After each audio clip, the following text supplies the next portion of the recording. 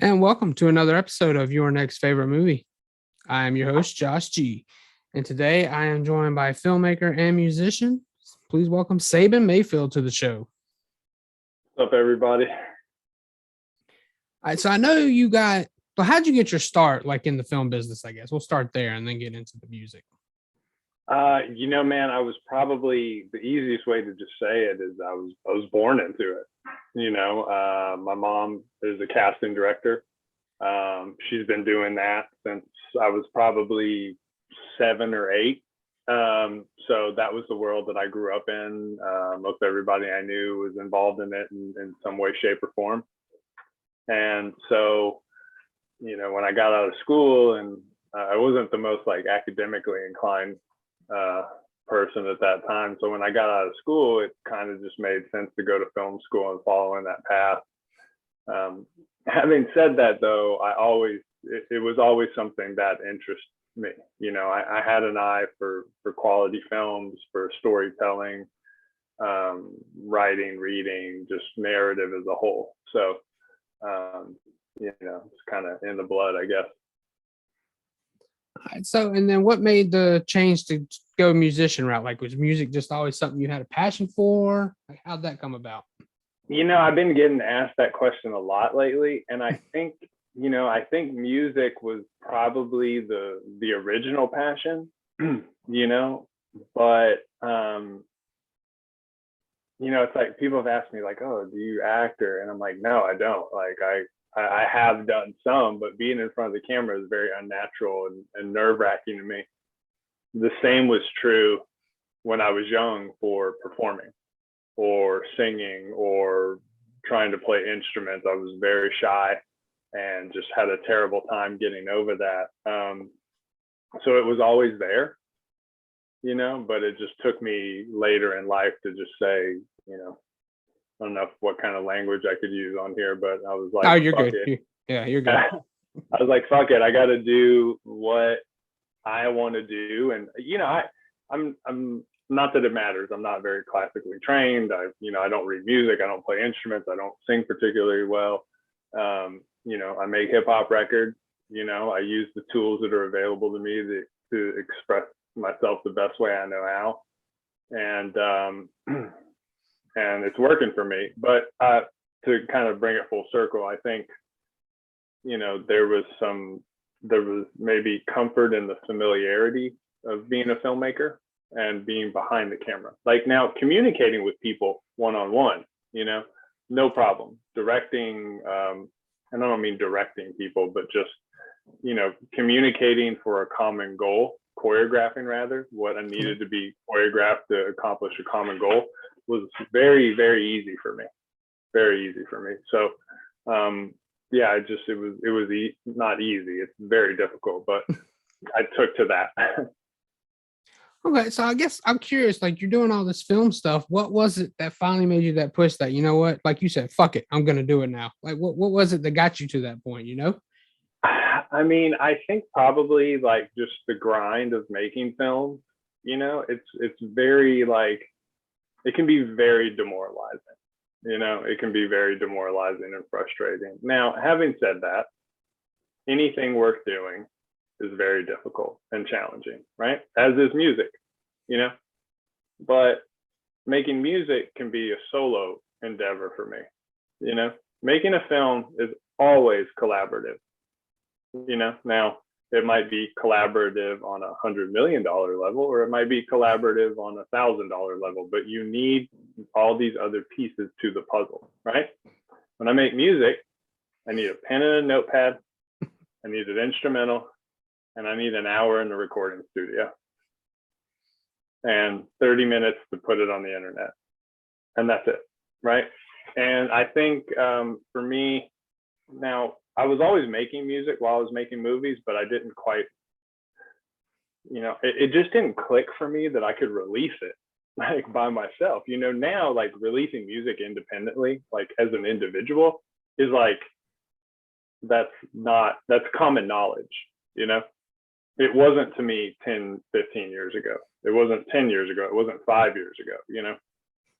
I had a very kind of old school thought about like needing a label and all these things. And But I just think like having done a movie, having done like a really successful documentary, and maybe it not garnering the attention and leading to another thing was really kind of difficult, and it made me wonder if I enjoyed it as much as I thought I enjoyed it, if I was trying to succeed to, prove something to somebody else, or was I doing it for myself? And, of course, COVID hit, and it was a much easier transition without having to think so much about it. Like there was no movies to be made.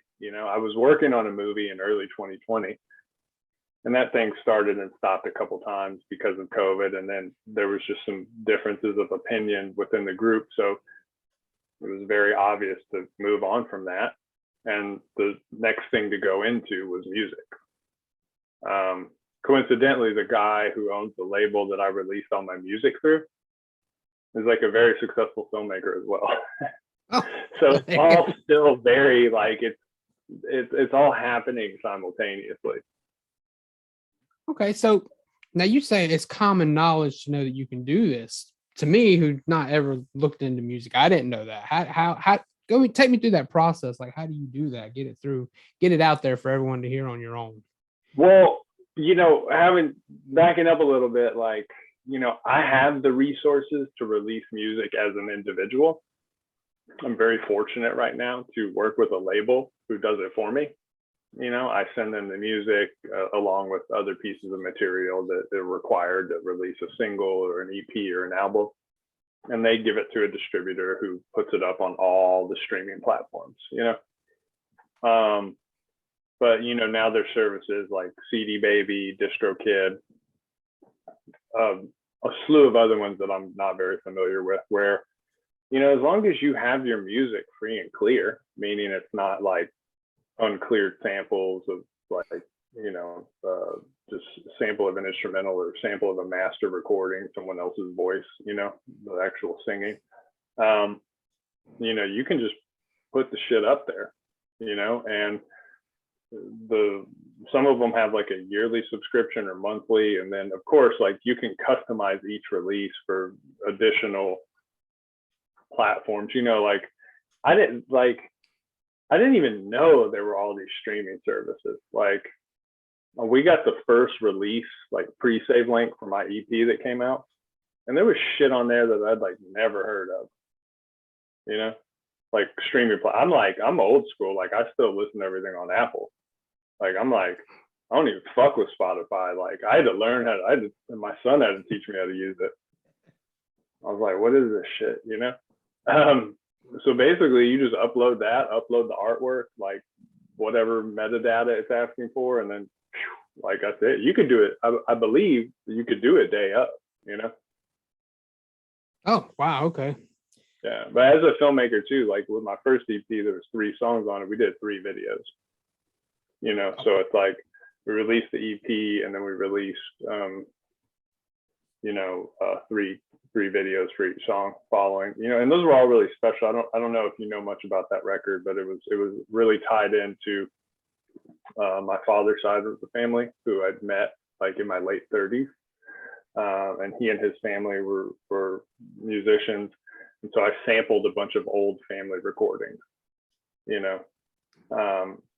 So, and then prior to that record releasing, my father passed away. So one of those videos was like a tribute to him, which used a bunch of archive footage of him through like the 70s and 80s. So it was all a very cool thing.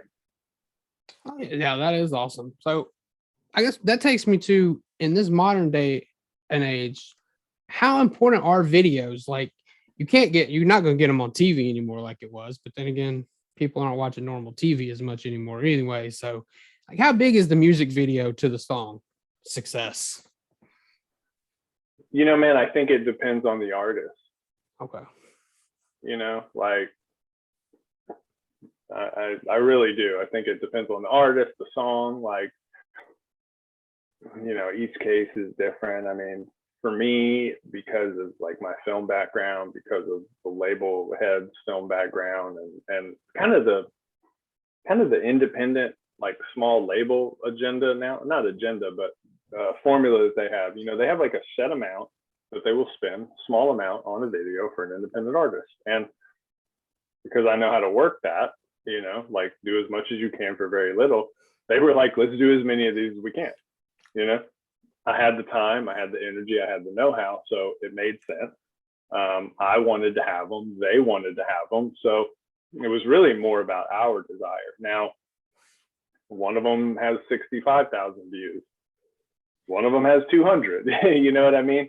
But for me, it was really more about like trying to do as much of that as possible, Okay. All right. So now we're going to get into the story of how we crossed each other's paths. So basically, one day a few months ago, I decided to watch Spring Breakers, and I listened to the My World Pod with Jeff Jarrett. So I'm watching it, and I'm like, not watching Spring Breakers. I had no idea Jeff Jarrett was in this. A random tweet, I didn't expect to get anything, but I tagged Jeff. He quote tweeted it and tagged you in it. So tell the story of how this happened, because obviously you had a part in Jeff being in the movie. So, as I mentioned, my mother's casting director. Somehow, I do not know how, she befriended Harmony Korine, who most people do not know at the time, and for some years prior to, was living in Nashville. Oh, okay. Which I think very few people knew. We are both, my mother and I are both from Nashville. So when she was here, she'd visit him and get to know him. They hit it off. They had a bunch of mutual friends. So she agreed to cast Spring Breakers. At that time, I was working for her. And they sent me to Florida to do the location casting, or let me back up, to oversee it. There were two other people there, Jeanette and Maddox, who were kind of the local casting people, but there were some more significant roles that, and some auditions that they had going on that they wanted me to be a part of. So we really all worked together, but one of the roles was this youth pastor, and Harmony's just like, I don't mean this in a negative way. Some people are like, he's an artist, or excuse me, he's like a really amazing filmmaker. And I'm like, Harmony's not a filmmaker. Harmony is an artist who happens to also make films. Like, his paintings are phenomenal. His drawings are phenomenal. Like, anything the guy does, like, creatively is like, he's just, he's a true artist, right? And he happens to make films too. So he's super creative. He's super hip to what's going on, right? Like, as you'll know in the movie, the ATL twins are in there, and these guys got famous from like fucking Vice for just being like whatever they are. I don't know, but they're in the movie. James Franco was hot at the time. He wanted to bring these kind of like innocent Disney girls into this bad girl thing. But one of the roles was this youth pastor, right? And Harm was like, yo, I want DDP. I want Diamond Dallas Page. And I'm like, dude, no, that shit is played out. That's like the easiest thing to be, because he's already like that. Like, he's already preaching his DDP yoga, yeah. Right? So, and he's, and I've, I think that's cool. You know what I mean? That he's doing that, because he's obviously, I've seen a lot of pieces on other like former wrestlers and addicts and people that he's helped and really saved lives. So like, but I was like, nah, dude, like, because I grew up watching like USWA and like going to the fairgrounds and watching this, and I was like, we need Jeff Jarrett. Okay. We need fucking Jeff Jarrett. And I had like, like, I grew up watching him. I was a fan, like whatever. And I hit Jeff up like out of the blue. I found his email, and then I told him what we were doing, and he was like on it, man. He called me, and he sent in his audition, and that was it. Next thing I knew, we were flying him down to Florida, and he was doing his day, or however many days it was, and the rest is history. Awesome. So he was just game right away for it. Okay. Yeah, Jeff said go for it, man. Like, he's down, Okay, so I watched wrestling in the mid '90s, so he was already in WWF or WWE as it's called now. So what Yeah. made you from the USWA make you want Jeff Jarrett for this role? I'm just curious what you saw. Like, what was it about him that you wanted it? Well, I mean, look, man, like I don't know how familiar you are with wrestling, and I I am, right? Like I was an '80s kid. I grew up watching it. Like a lot of those guys lived here around here, like Jerry the King Lawler, blah blah blah. And I had seen his transformation because when he was here, he was the baby face. He was the golden boy. His dad Right. his dad owned the organization, Jerry Jarrett, and Jeff was the golden boy. He had long hair. Mm-hmm. He was the pretty guy. He was always the champion. He didn't do the honky tonk man shtick yet. There was no guitar, And then I had seen him go to WWE, do the I don't know what you call it, the shtick, the gimmick, whatever he had there, the double J thing. Yep. And then, moving forward, the NWA. But, it's like by that time he cut his hair, he just had, no disrespect to Jeff at all. He just had the look to me. I knew that we could get him some frosted tips, a little bit of hair gel, an affliction shirt, and some stoned wash jeans, and he could praise the Lord for the youth. And there, we talked about some other guys. Like I can't remember exactly. I think Harmony had some ideas, and I think he knew or knew of Mick Foley, and I was like, no, that's not gonna work. No, Mankind is not the guy. Brother Love is not the guy. Or maybe Terry Funk. I was like, no. And I sent him, I was like, that it's Jeff. It's Jeff, And it worked out, and he was cool about it. It wasn't a fight, it wasn't an argument. It was just he was like, yeah, that's a great idea, man. Let's see. Have him send an audition, and Jeff did it, and he killed it. Yeah, no, I think it worked out. Like I said, I was surprised by it, but I liked it. All right, so we're gonna transition to the movie of the night. Going back to 2007 for David Fincher's Zodiac. All right, so this first question, I'm guessing you're gonna have an interesting story of how you first saw this movie because you brought it up. Your mom was the casting director on this. So, did you grow? I mean, were you there watching it being filmed the whole time, or? I was not. I don't I have zero interest being on a film set unless it's a film that I'm involved in. Oh, okay then. Well, okay. Talk about when you first saw it then. It is the most boring place to be. Is it? Of all time. Yeah. If you're not doing anything?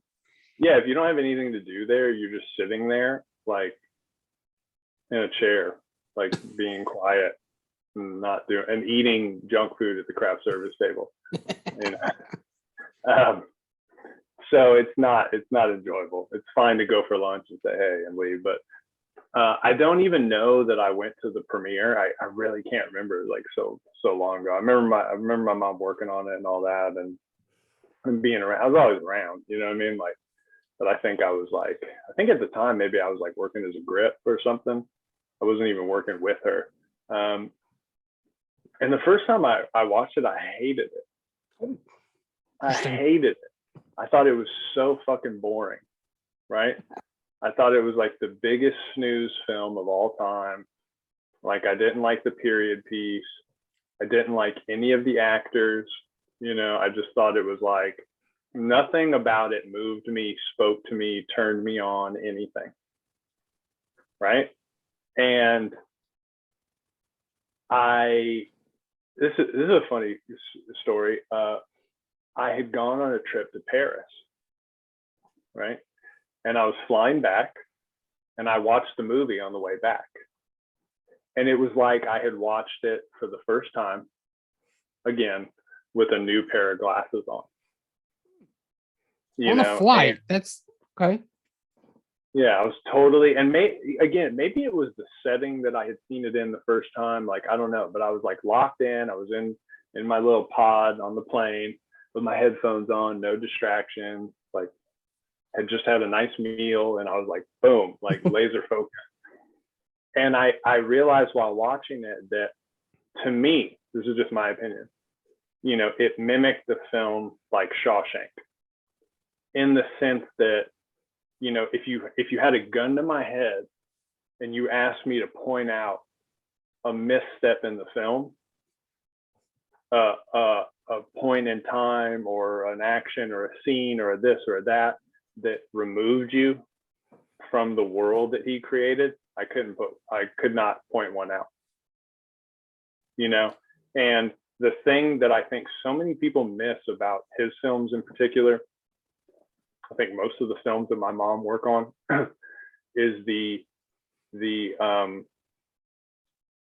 value of an ensemble cast.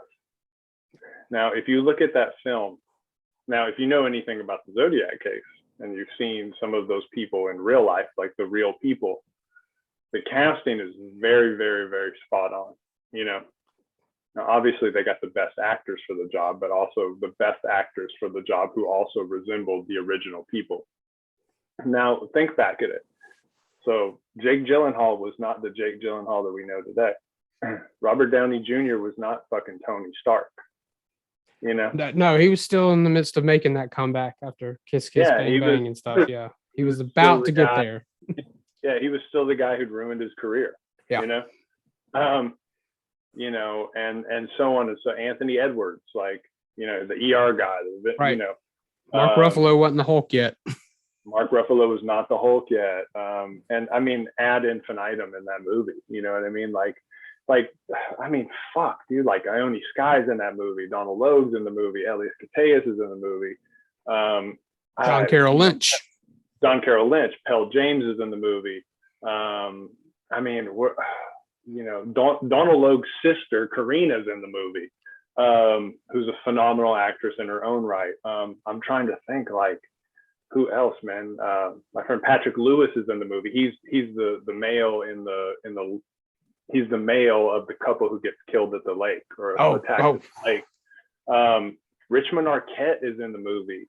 You know, there's just so many people, you know, and none of those people at the time, like, they were just so perfectly cast, and no one pulled focus. Like, there was no like movie star that kind of distracted from moving this entire story along through fucking decades. Right. You know, and like, how hard is it to make a compelling movie that ends with no resolution? Right. Like, that is very challenging. And and I think maybe we mentioned this when we were corresponding. It has become one of two movies, the first being Shawshank, the second being Zodiac. Anytime it's on, I will watch it. And it never loses its effect to me. Like, you know. Yeah, I remember I went to go. Flawless film. I agree. For me, this is Fincher's masterpiece of all his stuff. For me personally, I agree. For me as well. Yeah. I know I went to see this in theaters, and me and the wife went. We were dating at the time, but we went to see this, and we went to see Sam Jackson and Black Snake Moan in the same day. So it was definitely a hell of a day at the theater for us. So yeah. Before we move on, actually, I have a question. How did your mom get to be like Fincher's personal casting director? It seems like she's done quite a few with him, right? Yeah, a bunch, man. This is a really interesting story. So when we moved out to Los Angeles in the early 80s, she got a job working at Propaganda Film, which was this very prestigious production company. You know, no longer around today, but it was like the Mount Rushmore of production companies at that time. You know, I mean, the family tree that's grown out from that is like mind blowing. You know, like you could almost trace everything back to it. So she got a job there, I think, like maybe as a receptionist or something, just like very entry level thing, kind of temp, needing a gig, whatever. And then somehow, like, I think she got like assigned to this young director who needed an assistant. That happened to be Dave. And And then, he was like, I mean, I think, I don't know exactly like her story, not mine, but I think at some point he was like, man, we gotta find something for you to do. Like, you're too qualified to be a secretary, and she has a phenomenal eye for talent and like a mental Rolodex of actors that is just like mind blowing, and it's like she's tailor made for that, man. Like, it's like in her DNA. And it started in music videos and commercials, and went on to films. I think she didn't do the first two films, I think a lot because of the age that I was at, and like going away for that long of a time was not quite something she was comfortable with. But I think then beginning with Fight Club and moving forward. Oh, okay. Wow. All of his films. All right. So you've talked a lot about why you love it. So in case anyone hasn't seen it, tell everybody the basic story of Zodiac, just the premise. Man, I don't even know that I could tell the basic story. So, and I of course could be getting the facts wrong. And I can't remember if the killing started in the late 60s or early 70s. But basically, there was a string of murders in the San Francisco area and some surrounding counties that went unsolved. And when those murders began, the supposed killer, or whoever the alleged killer, began sending anonymous letters to the local newspapers, right? And of course, sent the entire area into hysterics, right? Now, there were some murders that they were for sure were from this Zodiac killer, right?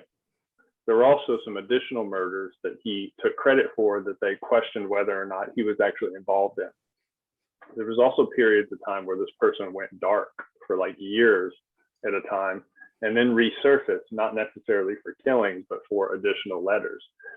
So these things all factored into like various suspects, which they never pinned down. They never arrested anybody. They never had any like DNA evidence. They were about as close as you possibly could, but there was a cartoonist. There was a crime beat reporter, of course, whose name I cannot remember, who's played by Robert Downey Jr. in the movie. Yeah, it's Paul something. I know it's Paul. Yeah. I just can't remember the last name. And the cartoonist, played by Jake Gyllenhaal in the movie. Again, whose real name I can't remember. Robert Graysmith. I do remember that one. Right, who ended up writing the book that the movie's based on, right? This fucking thing ruined both of these motherfuckers' lives. Like Paul Avery. Paul Avery, that's it. Went fucking mad, right? Probably from some other things, but it drove him up a fucking tree because at some point in time, the Zodiac wrote a letter to him directly. And then Graysmith became so obsessed with it that, as it's depicted in the film, it cost him a marriage, but he became the foremost expert, which he ended up writing a book on that became a bestseller. But it shows the cast of characters who were involved in this investigation, and basically the toll it took on everybody's lives chasing a ghost, basically. And so many people getting to the point to where they had to accept and move on with something that they found unacceptable. And some people could do it with ease, like Anthony Edwards' character in the movie. He was like, man, this is just too much, I'm out. Or someone like Mark Ruffalo's character in the movie, who it caused him some strife, but nothing, appearing to be catastrophic. And then you have, Paul Avery, who, went mad, and then Graysmith, who became, clinically obsessed, basically. Yep. And just kind of. And the other thing that's really interesting about the film is, like there is a big cast of characters because there were like some competing counties, like tri-county area, where these murders were taking place, right? That were kind of in the Bay Area. I'm not familiar with the area, but like I live in Nashville, for instance. Like you could say Nashville, but there's probably like three or four counties that you could dip into fairly easily being in Nashville. I believe it was the same in the Bay Area. But they could never quite get on the same page, which is probably why they never solved the fucking case. Yeah. You know, again, this is in the 70s. They didn't have the same, but it was like everybody wanted to like crack it. You know, and I believe there was some posturing and things of that nature that made it difficult to move forward. And so basically, it's, you know, it's the story of all of these, you know, policemen, detectives, investigators, journalists trying to track down this serial killer who was basically toying with them, you know, for decades. All right, so this next part's not. I'm sure I missed something that's probably very obvious, but No, I don't think so. I'm just thinking. And I also, sorry to digress, but like I just watched a show on Hulu about this dude who was like adopted and then found out who his adopted mom. I cannot remember the name of the show, but he found out who his adopted mom is, and then convinced himself that the father who like dropped him off in an orphanage was the Zodiac killer. Oh, geez. Okay. And that dude literally goes insane, like trying to prove that. Right. And this is a documentary series, but that shit was insane. So, and that's actually how I kind of had a reference for some of what these real life characters looked like, because they showed them, you know, they showed pictures in the past. And yeah, I mean, it's one of the most bizarre cases of all time. Right. But now we're moving to the next step of this, and there's not really an easy way to do it. And that is where we go into sequel territory, where I talk about what you would like to see in a sequel to this. But this movie, like you said, it already starts in the 70s, goes through the 80s, and gets to the early 90s when it stops. And there's really nothing else you can do. But yeah, I don't even, like, that's the thing though. Like, I don't even remember. I believe the last killing, like, associated with the Zodiac were in the 70s.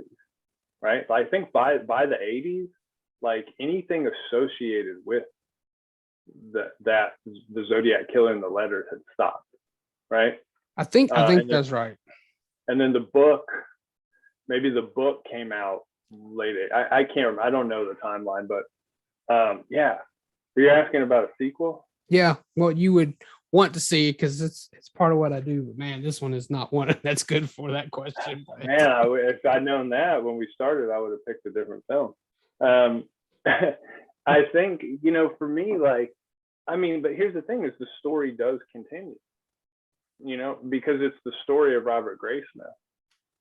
You know, and it's the story of Robert Graysmith and the book, because you never really like get a clear understanding of his hypothesis of who it is. You know that he's the foremost expert, right? You know, but you know, you're not sure if he knows without a shadow of a doubt that it's Arthur Lee Allen. I mean, there's that scene at the end of the movie where he goes to the hardware store and they have that fucking weird standoff where it's like, I want you to know that I know. Right. Now you know that I know. But I mean, like, do you fucking know? Like, I didn't. And I think it, you know, if that were to create, now, having said that, that doesn't sound like the most exciting sequel. Right. But who better to take something that is like cerebral, you know, and intellectual and research based and criminal investigation type work and turn it into a masterpiece other than David Fincher? I completely agreed. Yeah. I mean, he obviously got his feet wet with this. That's what made him want to do Mindhunter. At least that's the way I see it. You know, right. I mean, he has a knack for that kind of stuff, it seems, you know. But I mean, I think if you were just say it in a general way, it would the sequel would entail, like, you know, Graysmith's journey and turning that the life that the story that consumed him into a New York Times bestseller, and what his feelings are about it. All right, now we get into something that, once again, you don't want to see, but could happen, and that's if they were to do a remake today. Oh my gosh, yeah. And even though, in reality, Gyllenhaal and Downey Jr. could probably come back and pull those roles off, can't do that. We need new people. You need all new people. I mean, obviously, this is a big ensemble cast, so just a few of the main. Okay, hang on. Let me think here for a second. Okay, so we'll start with like Jake Gyllenhaal's character, right? Oh my God, dude. Like, I don't even like, I'm trying to think of like who. Oh my God, dude. Like, I feel like I needed like so much like prep for that. That's not even funny. Hold on. Well, I'll tell you who I like. I mean, oh my God. And I told a buddy of mine, he was like asking me for some like, we were having a conversation about his acting and something he'd been in, and I'd given him some references. Like who's like tailor made for this movie for me is Kyle Chandler. Okay. Kyle Chandler fits in that world to me. Like that's an example of an actor who never chews up the scenery. Whatever film that you find him in, like he just blends perfectly. You know what I mean? I think you could have oh my God, Jason Bateman works in that world.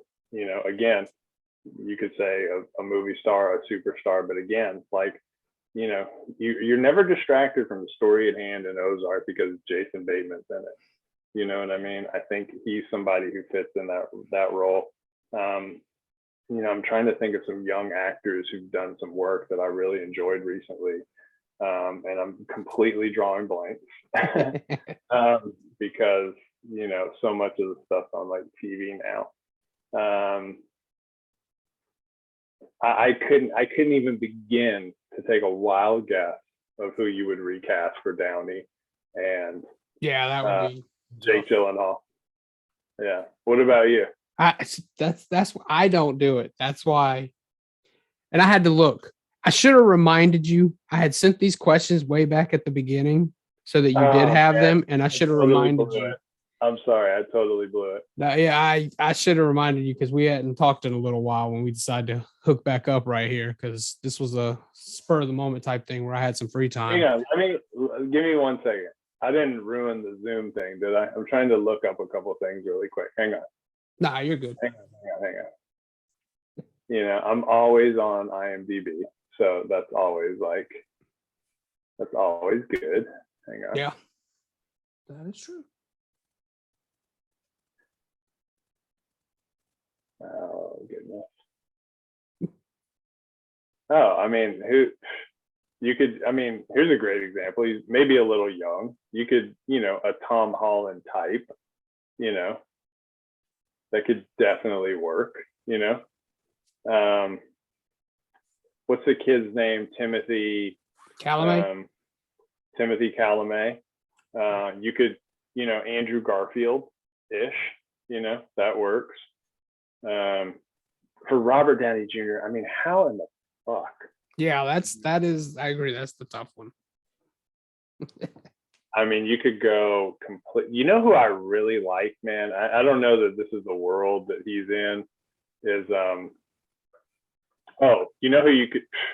This is so dumb. I'm such an idiot for this. Boyd Holbrook. Boyd was in my film Boomtown. He works perfectly in that world. He could play Downey's role for sure. He could even play Graysmith's role. Luke Grimes, he would be fantastic in Gyllenhaal's role.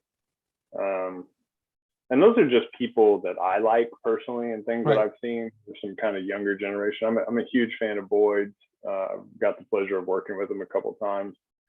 So yeah, those would be a couple people that I really dig. Okay. All right. So here's the last thing. As if you haven't done it enough, do that one final pitch to sell this on someone who hasn't taken a chance on this movie yet, on why they should if they. I'm like, look, man, like my feeling is like if you can't appreciate this film, like you can't appreciate like cinematic excellence.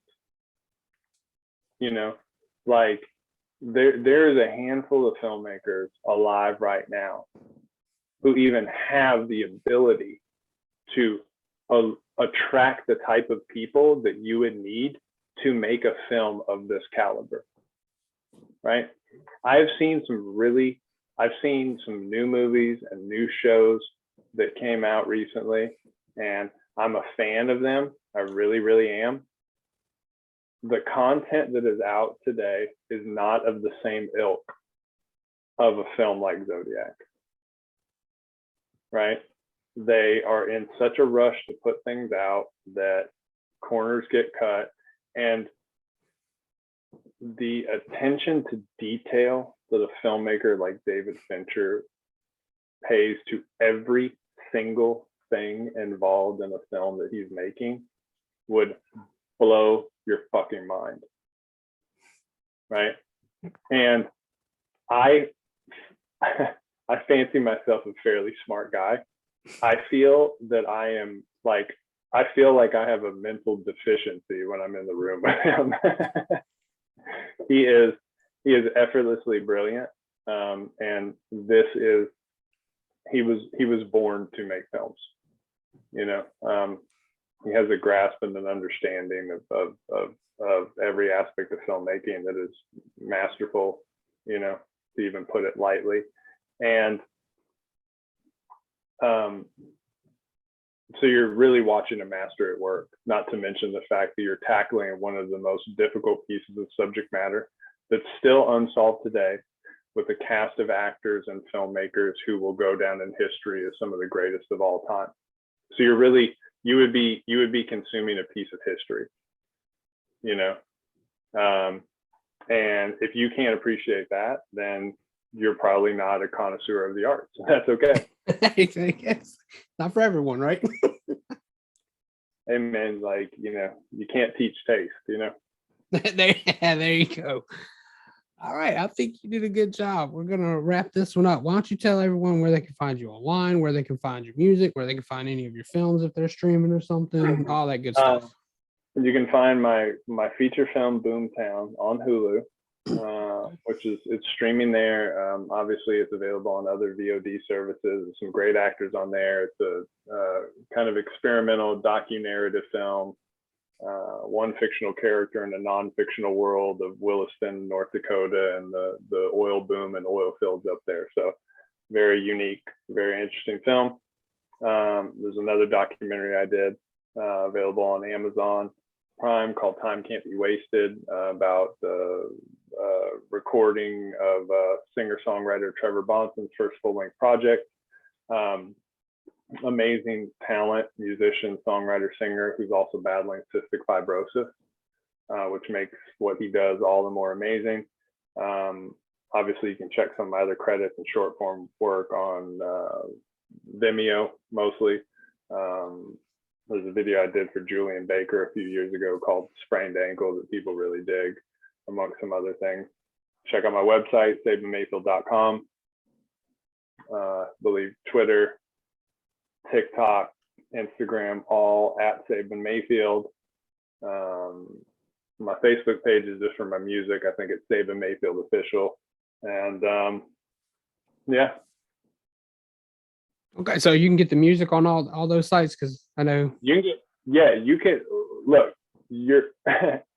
I wasn't a big social media guy. So when I started re-releasing music, I had to get on all these social media platforms. So basically, like, everything you're going to find on my social media is music related, except for a few little, you know, flashback Fridays or throwback Thursdays or whatever.